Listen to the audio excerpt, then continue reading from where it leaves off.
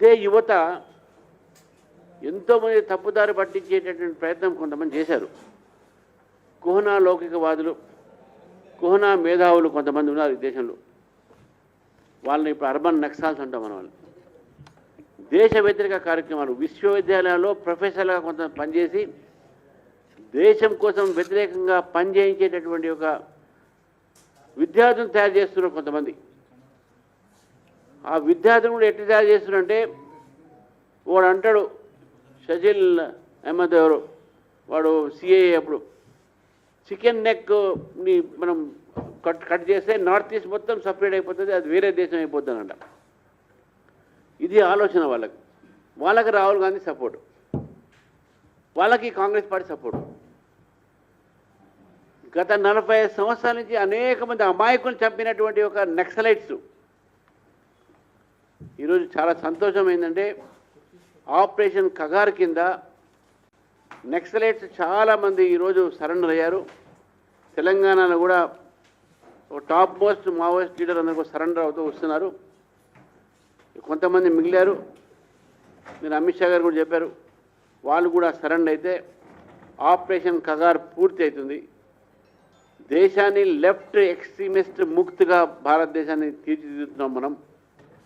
తెలంగాణలో కూడా ఈ యొక్క లెఫ్ట్ మావోయిస్ట్ ముక్తి చేయాల్సిన అవసరం ఉన్నది. వీళ్ళతోని వచ్చింది ఏం లేదు. 45 సంవత్సరాలు ప్రజలను చంపడము, పోలీస్ ఇన్ఫార్మర్ అనే పేరుతో, లేకుంటే విద్యార్థి పరిషత్ భారతీయ జనతా పార్టీ నాయకులు చంపడము, వాళ్ళని అటాక్ చేయడం, ఇది తప్ప వాళ్ళు చేసింది ఏం లేదు. వాళ్ళ ఉద్యమం కేవలము భూస్వాములను రక్షించడానికే చేశారు, కానీ ఎప్పుడు కూడా భూస్వాములకు వ్యతిరేకంగా పోరాడినటువంటి దాఖలాలు లేవు. కాబట్టే వాళ్ళ దుకాణాలు మూసుకొని జీవన స్రవంతిలో కలవాలని చెప్పేసి కూడా ఏ పిలుపు అయితే భారత ప్రభుత్వం ఇచ్చిందో ఆ పిలుపు ఈరోజు మనకు సఫలీకరం అవుతుందని స్పష్టంగా కనబడతా ఉంది. కాబట్టి నేను కూడా కోరుతా ఉన్నాను, అటువైపు పోకండే. ఎర్ర జెండా అనేది ప్రపంచంలో ఎక్కడా కూడా లేదు. చైనా లాంటి దేశం కూడా ఈరోజు అక్కడ కోకో కోలాలు, పెప్సీ కోలాలు వాళ్ళ వీధుల్లో వస్తున్నాయి. మ్యానుఫ్యాక్చరింగ్ ఎకానమీ, క్యాపిటలిస్ట్ ఎకానమీ అది చైనా. రష్యా ముక్కలు అయిపోయి అది కమ్యూనిస్ట్ అనుకోవాలా, వాళ్ళ సోషలిస్ట్ అనుకోవాలా, ఇక ఏమనుకోవాలో కూడా తెలియదు. కొట్లాడుకుని ఒకరికి యుక్రెయిన్, రష్యా, రష్యా అందరూ కొట్లాడుతూ ఉన్నారు. కాబట్టి కమ్యూనిజం అంతం అయిపోయింది. ఏదో 2-3 కమ్యూనిస్ట్ పార్టీల పేర్లతో కొన్ని ఉన్నాయి. అది రేవంత్ రెడ్డి లాంటి, కేసీఆర్ లాంటి బతికిస్తున్నారు. ఒక సిపిఎన్ పట్టుకుని, ఒక సిపిఎన్ పట్టుకుని, ఇద్దరు ఒకటే కదా.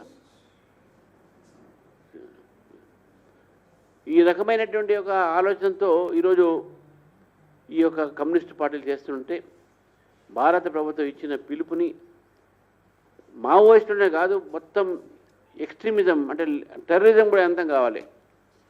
ప్రహార్ అనే కొత్త ఒక విధానంతో రాబోతున్నారు. ఎవరైనా సరే ఎక్స్ట్రీమిజం, టెర్రరిజంలో పాల్గొంటే సీరియస్గా శిక్ష ఉంటుందని చెప్పేసి కూడా భారత ప్రభుత్వం నిర్ణయిస్తుంది. ప్రజాస్వామ్యంలో ఎక్కడ కూడా వైలెన్స్కు, హింసకు స్థానం లేదు అనేది మనం గుర్తుపెట్టుకోవాలి. ఈరోజు అర్బన్ నక్సల్స్ కూడా గుర్తుపెట్టుకోవాలి. మీరు పిల్లలకు చదువు చెప్పండి, కానీ పిల్లల్ని దేశద్రోహులుగా తయారు చేయకండి. మీకు ఏదో యూనివర్సిటీలో ఉండి మీరు మీ యొక్క అర్బన్ నక్సల్స్ అయిపోయింది కదా, ఇప్పుడు అర్బన్ నక్సల్స్ మీ మిగులున్నాం కదా అనుకుంటారు. మీ పని కూడా పడతారు, మీ అంతం కూడా చూస్తారు అనే విషయాన్ని కూడా మీరు గుర్తుపెట్టుకోండి. కాబట్టి ఒళ్ళు దగ్గర పెట్టుకొని విశ్వవిద్యాలయాన్ని పాడు చేయకండి, విద్యార్థులను పాడు చేయకండి. ఇది చెప్తూ మరి ఈ యొక్క రోజు చేరుతున్నటువంటి యొక్క ఏవైతే యువకులు ఉన్నారో వారిని సాధారణంగా భారతీయ జనతా పార్టీలో రావాల్సిన కోరుతూ, ముందుగా రమేష్ రెడ్డి లంకర్ గారిని బీఆర్ఎస్ పార్టీ నేత వారిని రమ్మని కోరుతా ఉన్నాను. Subscribe us and press the bell icon for more interesting updates.